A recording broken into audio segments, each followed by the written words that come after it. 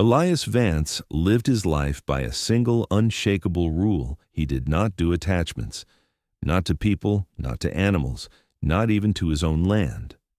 The ranch he worked was just dirt and rock. The cattle were just walking dollar bills. And the silence in his cabin was a fortress he had spent 10 years perfecting. He'd had a family once, a wife with a laugh like wind chimes, a son with eyes full of questions. A fever had stolen them both in the same cruel winter, and in the aftermath, Elias had methodically amputated his own heart. He didn't hate children. Hate was a feeling, and he didn't do feelings. He simply regarded them as loud, unpredictable complications he had no use for. So when the circuit judge's wagon pulled up to his ranch one bitter November afternoon, Elias felt a cold dread settle in his gut. The judge wasn't alone. Huddled in the back of the wagon were 3 small figures, their faces pale with cold and fear. The Miller children. Their parents' wagon had gone through the ice on the North Fork River 2 days ago. They were orphans with no kin left in the territory. Elias had been hired to care for the judge's horses for the winter. He never imagined the deal would include 3 children. He was just supposed to give them shelter until the spring thaw, when a family from back east could take them. He agreed with a grunt, seeing them only as another chore, another winter hardship to be endured. He didn't know that these 3 small, unwanted attachments were about to wage a quiet, relentless war against the frozen fortress of his soul. The oldest was a boy, maybe 10, named Samuel. He stood impossibly straight, his hands clenched into fists, trying to be the man of a family that no longer existed. The middle one, a girl of about 7 named Clara, clung to her brother's coat, her wide, terrified eyes taking in the harshness of Elias's cabin. And the youngest, a little boy named Ben, no older than 5, just sniffled quietly, his face buried in his sister's side. "They'll stay in the barn," Elias said, his voice flat, directing the words at the judge. "There's hay. It's warm enough." The judge opened his mouth to protest, but one look at Elias's cold, shut-down face, and he thought better of it. He unloaded their single battered trunk. "They're good kids, Elias," he said quietly. "They've just been through a lot." Elias didn't respond. He just watched as the 3 children, 3 small ghosts in the vast, unforgiving landscape, were led to the barn. He shut the door to his cabin, shutting them out. He told himself it was just for 1 winter. 4 months. He could endure anything for 4 months. He poured a whiskey, sank into his chair by the cold hearth, and waited for the familiar, comforting silence to return. But it didn't. For the first time in a decade, the silence from his cabin felt different. It no longer felt like peace. It felt like an accusation. The first week was a study in mutual avoidance. Elias rose before dawn, saddled his horse, and was gone for most of the day, checking fences, tending to the herd, doing anything to stay out on the vast, empty plains. He was running from the small, breathing presences that now inhabited his barn. He'd return after dusk, his face numb from the wind, hoping they would be asleep. The children, in turn, were like mice in a hawk's territory. They never approached the main house. He'd see their small tracks in the snow leading from the barn to the well and back again. They were ghosts who left footprints. He left tins of beans, a slab of bacon, and a sack of cornmeal on a crate outside the barn door every morning. It was a transaction, not an act of care. He was fulfilling his end of the bargain with the judge, nothing more. He never saw them take the food, but it was always gone, and the empty tins were always neatly stacked on the crate the next day. It was their only communication. He tried not to think about them huddled in the hay, their breath misting in the cold. He tried not to remember the smell of the barn, the way the cold seeped into your bones. He tried not to remember another winter, another fever, another small body growing cold. He pushed the memories down, burying them under the hard-packed snow of his resolve. One afternoon, a bitter wind kicked up, carrying the first real teeth of winter. The temperature plummeted. Elias, stoking the fire in his cabin, felt the warmth on his face and the cold draft at his back. He thought of the barn, of the gaps in the walls, of the hay that offered little protection against a wind that could cut through wood. He cursed under his breath. It wasn't his problem. They were just a chore. But the image of the little one Ben with his tear-streaked face flashed in his mind. He threw another log on the fire with more force than necessary. The silence in his cabin was loud tonight. It accused him of a cruelty he didn't want to name. Finally, with a sigh of profound irritation, he pulled on his heavy coat, lit a lantern, and crossed the snow-dusted yard to the barn. He slid the heavy door open. The three of them were huddled together under a single thin blanket in a stall, their small bodies pressed together for warmth. They looked up when he entered, their eyes wide and fearful in the flickering lantern light. Elias didn't say a word. He didn't offer comfort. He just pointed a gruff finger toward his cabin, its windows glowing with a warmth they could only imagine. "Get your things," he said, his voice a low rumble. "You can't stay out here. You'll freeze." He didn't wait for an answer. He turned and walked back to the house, leaving the barn door open behind him. It was an order, not an invitation, but as he stood by his fire, listening for the sound of their small boots crunching in the snow, he knew he had just let the first crack appear in the fortress he had so carefully built. They came into his house like frightened fawns, their eyes wide, afraid to touch anything. Samuel, the oldest, stood protectively in front of his siblings, his small face a mask of determined responsibility. Elias pointed to the small loft above the main room. "You can sleep up there," he said. "There are old mattresses and blankets in the chest." He expected them to scurry up the ladder and disappear, but they just stood there, a tight, silent cluster in the middle of his floor. The little one Ben was shivering, a deep, rattling cold that had settled in his bones. Clara, the girl, had her arms wrapped around him, trying to warm him with her own meager body heat.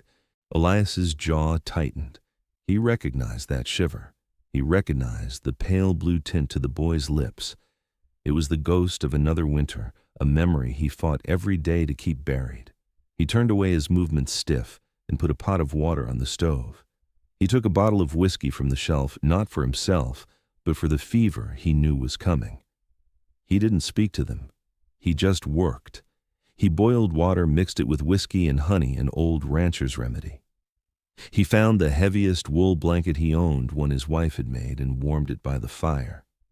He did all of this with a grim mechanical efficiency, trying to pretend he was just tending to a sick calf. Finally, he turned to them. Samuel flinched instinctively, pushing his siblings further behind him. Elias ignored him. He knelt down in front of the little boy Ben, who was now trembling uncontrollably.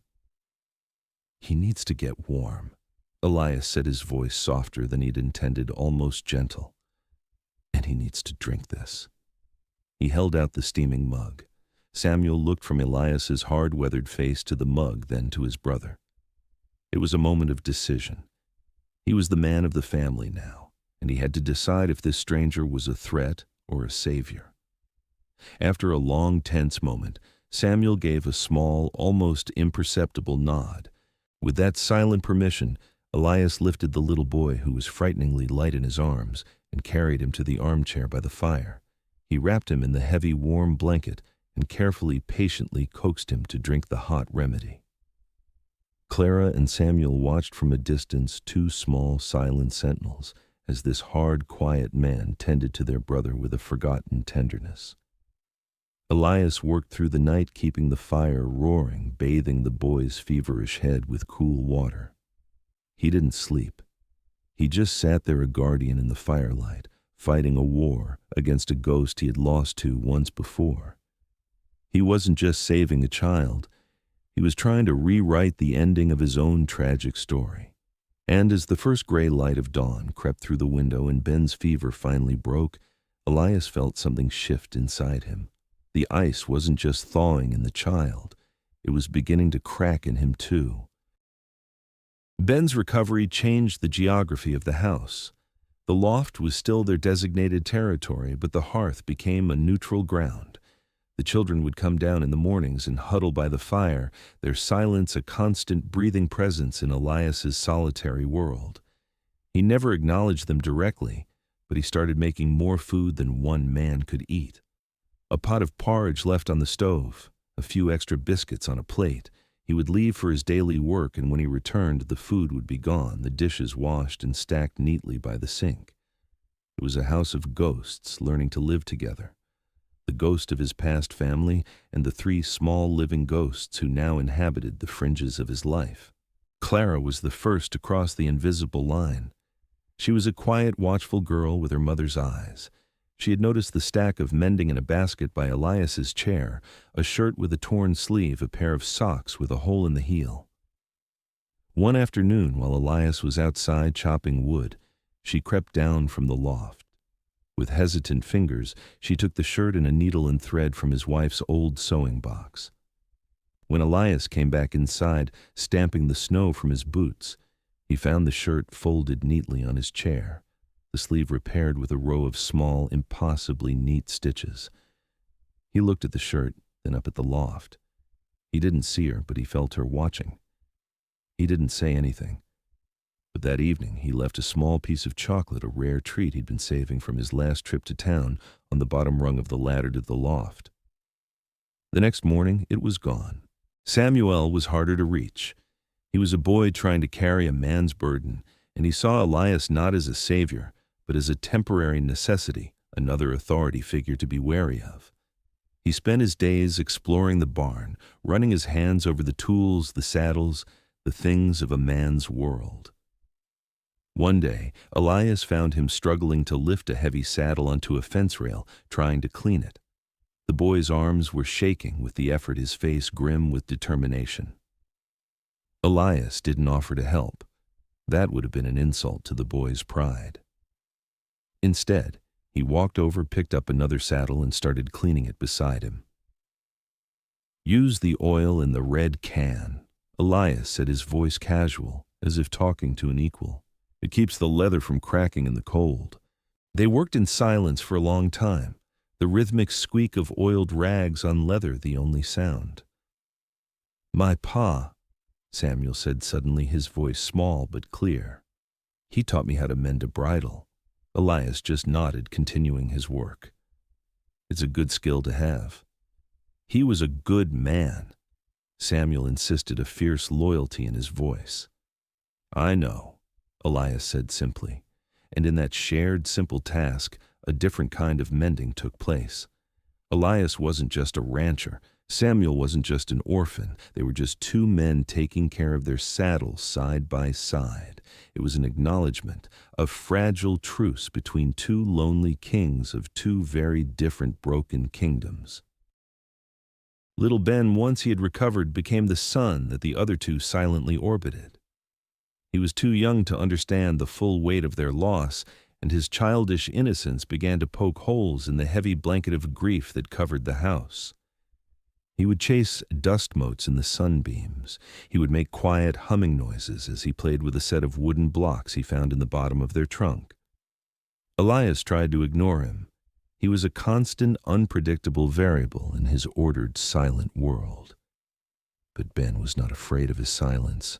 One evening, as Elias sat staring into the fire, lost in his own bleak thoughts, a small wooden block was placed carefully on his knee. Ben stood before him, looking up at him with wide, curious eyes. Elias stared at the block. He didn't move. Ben pointed a small finger at the block, then looked back at Elias. "Build," he whispered, a single hopeful command. Something inside Elias, a wall he had spent a decade building, cracked. He looked at the small boy, at his trusting, expectant face, and saw another boy, another face from a lifetime ago. A memory, sharp and painful, pierced through him, his own son offering him a block, his small voice echoing the same word, build. His hand trembled as he reached for the block. He didn't build a tower, he just held it, the smooth wood warming in his palm. Ben, seemingly satisfied with this, sat down on the floor by his feet and continued to build his own small, crooked structures. He didn't demand more. He had offered an invitation, and in his own quiet way, Elias had accepted. The thaw was slow, almost imperceptible. It happened in the small moments. It was Elias finding a crude drawing of a horse left on his table, and without a word pinning it to the cabin wall. It was Clara seeing him struggle to thread a needle to mend his coat, and quietly taking it from him to do it herself. It was Samuel watching him split firewood, and without being asked, starting to stack the logs in a neat pile. They were a strange, silent family, communicating through acts of service and quiet observation. They were learning each other's rhythms, the shape of each other's grief. One night a blizzard descended, trapping them inside for days. The wind howled like a hungry wolf, and the snow piled up against the door. The cabin, once a symbol of Elias's isolation, became their shared ark in a sea of white. To pass the time, Clara pulled a worn book from their trunk. It was her mother's copy of Little Women. "Could you?" she asked, her voice barely a whisper, holding the book out to Elias. He wanted to say no. He wanted to retreat back into his silence, but he looked at the 3 pairs of eyes watching him in the firelight, waiting. He took the book. His voice was rusty at first, but he began to read. He read about the March sisters, about their struggles and their love, and as he read, the cabin filled with a warmth that had nothing to do with the fire. It was the warmth of a story being shared. It was the sound of a family, however temporary, being forged in the heart of a storm. The blizzard broke, leaving the world pristine and silent under a blanket of deep snow. But inside the cabin, the silence had changed. It was no longer a wall, but a comfortable space between the chapters of their shared story. The reading became a nightly ritual. Elias's voice, once used only for gruff commands, to his horse now brought characters and worlds to life, and as he read, he found himself healing in ways he never expected.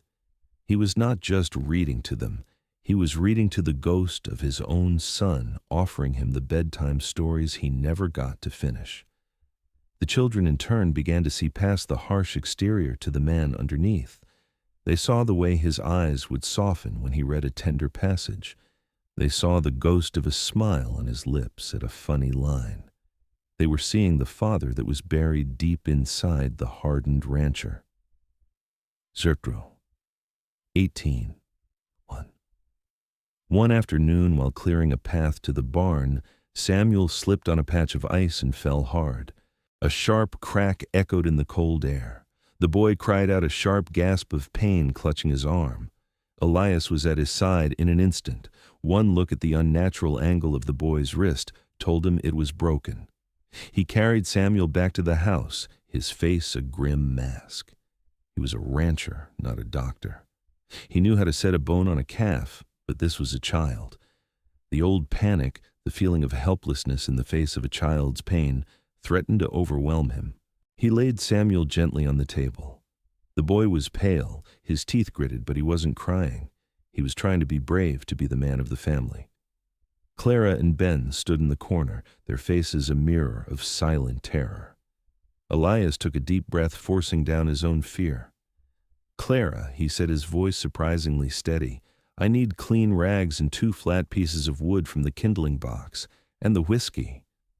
She didn't hesitate. She moved with a quiet efficiency, fetching what he needed. He turned to Samuel. "Son," he said, the words slipping out natural and unbidden, "this is going to hurt. I need you to be strong for me. Can you do that?" Samuel looked into Elias's eyes, and in them he saw not a cold stranger, but a man who was just as scared as he was, but was choosing to be strong anyway. The boy gave a single jerky nod. Elias worked quickly, his hands surprisingly gentle as he set the bone. Samuel let out a single sharp cry, and then went silent, his small body rigid with pain. Clara was there with the whiskey to clean the wound, and Ben, in a moment of pure childish empathy, came forward and placed a small, comforting hand on his brother's shoulder. When it was over, Samuel's arm was splinted and wrapped tightly. He was exhausted, but the worst was past. Elias looked at the three of them, the brave older brother, the capable sister, the compassionate younger one. They weren't just three orphans, they were a family, a fierce, resilient little unit. And he somehow had become a part of it. He had faced the ghost of his past, the fear of a child's pain, and this time he hadn't been alone. This time he had won. Samuel's broken arm sealed their bond.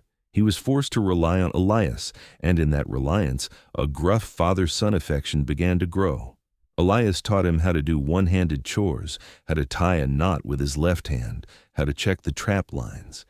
He was teaching him how to be a man not out of duty, but out of a quiet, burgeoning love. The days grew longer. The snow began to melt, revealing the first hints of green on the plains. The air grew warmer, carrying the scent of thawing earth. Spring was coming, and with it, the looming promise of the children's departure. The letter from the judge arrived on a mild afternoon in March. A family had been found. He would be coming for them at the end of the week. Elias read the letter, and the fortress he had dismantled all winter began to rebuild itself brick by painful brick. The silence that returned to the cabin that night was the old kind, heavy, aching, and final. The children knew. They could feel it in the way he didn't meet their eyes and the way he didn't suggest a story after supper. They spent the last few days in a state of quiet grief. Clara carefully mended all of Elias's clothes, even the ones that weren't torn. Samuel cleaned and oiled every piece of tack in the barn until it shone. Ben carved a small lopsided wooden bird and left it on Elias's pillow. They were leaving pieces of themselves behind, trying to make sure he wouldn't forget them. On the morning the judge was due to arrive, the wagon pulled into the yard. Elias stood on the porch, his face an unreadable mask of stone. The children came out of the cabin, their one small trunk packed. They stood before him, a silent, heartbreaking line. Samuel stepped forward, first his arm now healed. He stood straight and tall. "Thank you, Mr. Vance," he said formally, holding out his hand like a man, "for the shelter." Elias shook his hand, his throat too tight to speak. Clara just looked at him, her eyes filled with a sad wisdom, and gave him a quick, fierce hug. And little Ben just wrapped his arms around Elias's leg and held on. The judge watched the scene, a knowing look on his face. "It's time to go, children," he said gently. As they turned to leave, Elias finally found his voice. "Wait." He said the word rough, torn from somewhere deep inside him. They all stopped, turning back. He walked down the steps and stood before the judge.